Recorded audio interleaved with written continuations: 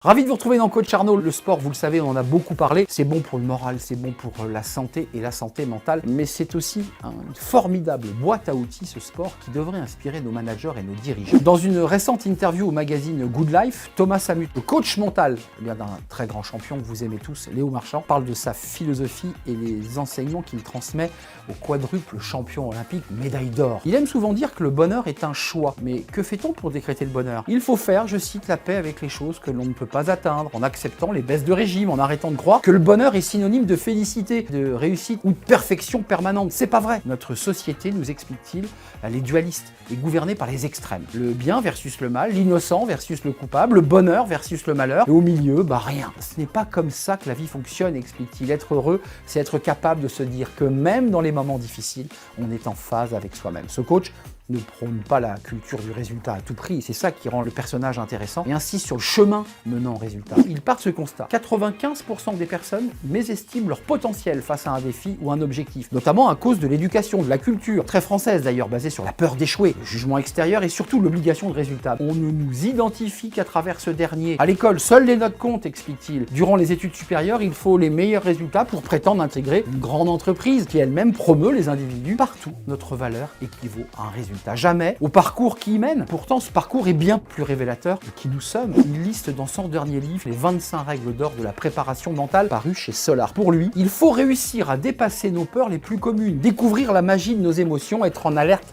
quant à celle-ci, se fier à ce qui est agréable. C'est le premier point de repère, le ressenti, les émotions, la sensibilité, ce qui va exactement à l'inverse du vieux fantasme du sportif guerrier, la machine froide, coupée de ce qu'elle ressent, vous savez, ce visage fermé, qui n'est là que pour faire du résultat. De nombreux sports fonctionnent sur ce modèle, ce qui est, selon lui, une aberration totale. Peut-être vous inspirez, vous, dirigeants, de ce message sur cette manière d'accompagner, de vous accompagner aussi dans votre performance. À très bientôt pour un prochain numéro de Coach Arnaud. Merci.